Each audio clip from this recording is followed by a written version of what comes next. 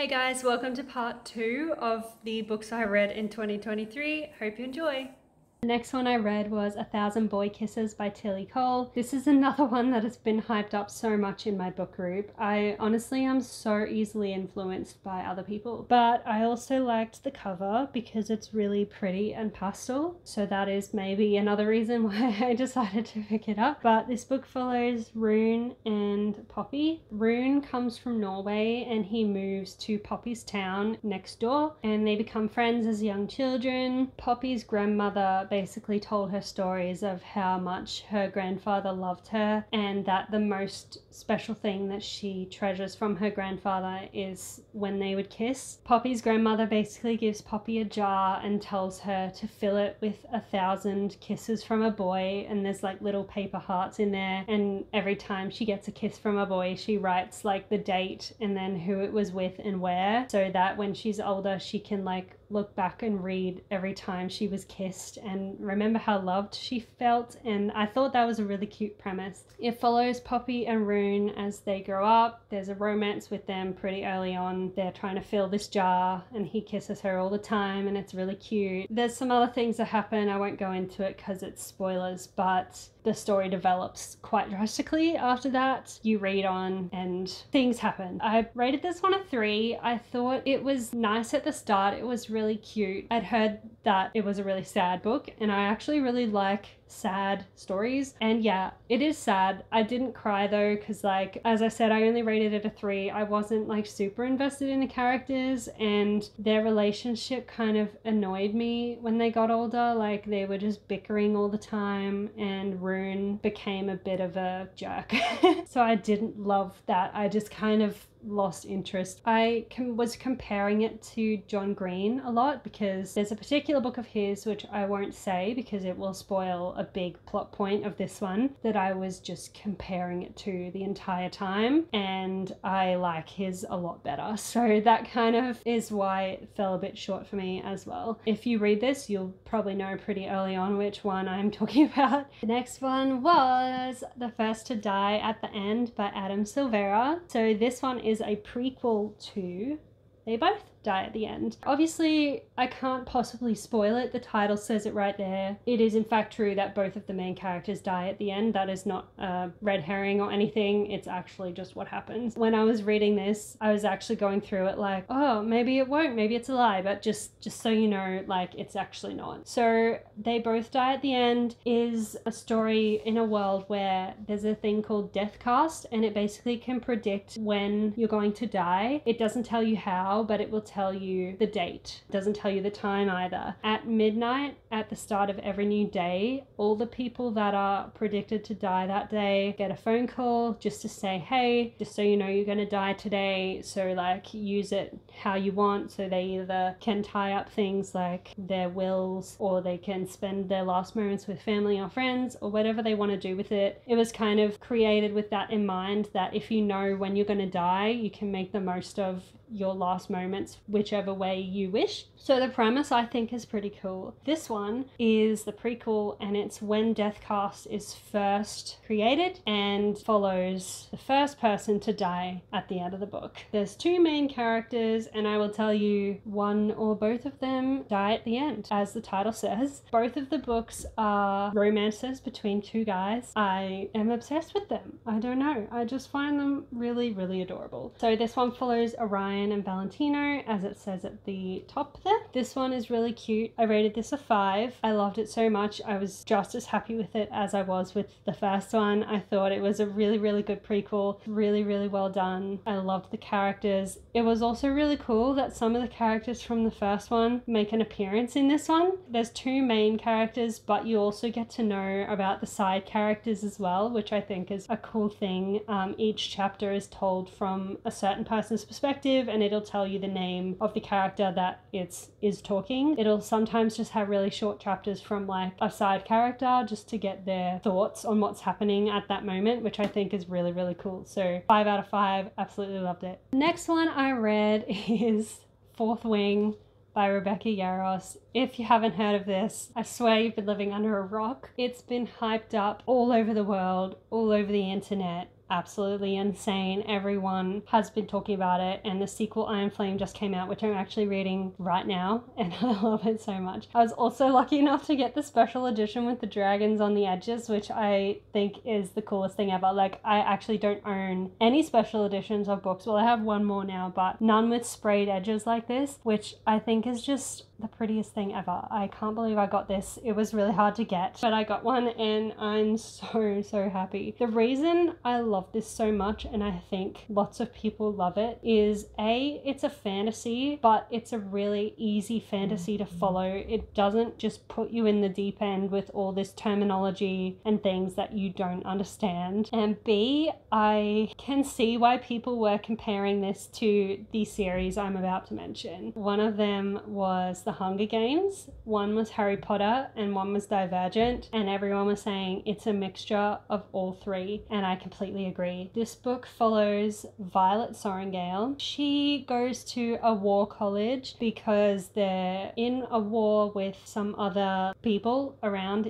from a different area. I think they're about 20 or 21 when they go into war college. They're basically training them to contribute to the war and help them win this war. That's the Harry Potter part of it. There's a school, but also there's magic involved. The Hunger Games part is the kids can be really violent. There's also a lot of different challenges they have to do, and they will die if they don't do them correctly. And also the kids can kill each other if they feel like it, so there's that element. The third element, which is Divergent, is the war college is split into 4 different quadrants, which is kind of like the factions in Divergent. So the fourth one, which is what Violet gets into, is the Riders Quadrant, which is like the be all and end all of the world. Everyone thinks the Riders are the coolest. They basically get to ride dragons and they get to fight from the air. I love the dragons. The dragons are one of my favorite parts of this book, and they're just so cool. That's pretty much all I'm going to tell you. If you like any of those series or all of them that I mentioned, I'd highly recommend trying Fourth Wing, and if you like it, the second one, Iron Flame, is out now. There's going to be 5 books, which I'm really excited for because Iron Flame is just as amazing and it's getting me in there, and I'm right in there with the dragons. Like, I love it so much. This one, of course, was a 5 out of 5. I would rate it higher if Goodreads would let me. It was amazing. I loved it. I couldn't put it down, and I couldn't stop thinking about it, and I still can't because I'm reading the next one, and it's just all I'm thinking about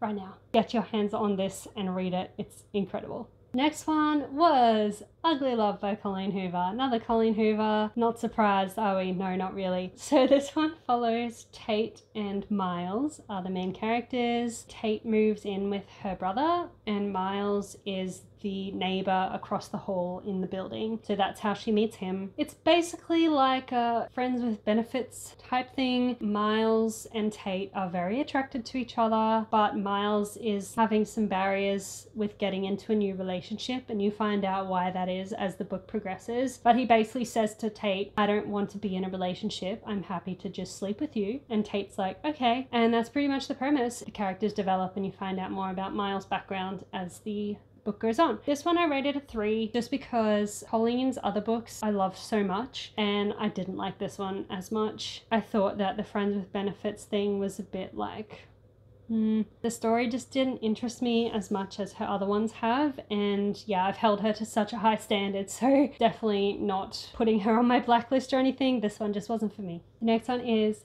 Gentleman's Guide to Vice and Virtue by Mackenzie Lee. This one I actually read just after I got back from my trip to Italy last year, which I think was great because it is all about traveling around Europe. It follows Monty, who is like a lord. Henry is his first name, but everyone calls him Monty. He has a best friend called Percy and a sister called Felicity, and it's set in like older European times where when you come of a certain age, you go on a tour around Europe, get cultured in different countries, you go to balls and meet other fancy royal people. It's basically just a coming of age type of ritual that they would go through. But something happens, they get accused of stealing, and there's like pirates involved, tombs and secrets and all these things. Monty has a crush on Percy, his best friend, and obviously being gay is very frowned upon back then. And yeah, traveling around European countries, there was a part where they were in Venice in Italy, and I was like, oh my god, I was just there. So I loved reading that part. So this one I rated a 4 out of 5. I just think it was really fun. I loved the travel element. I was actually surprised when like the pirates and all of the other things, the actiony things were introduced. I did not know anything about that. I actually didn't really know much about this. I just heard that it was like European.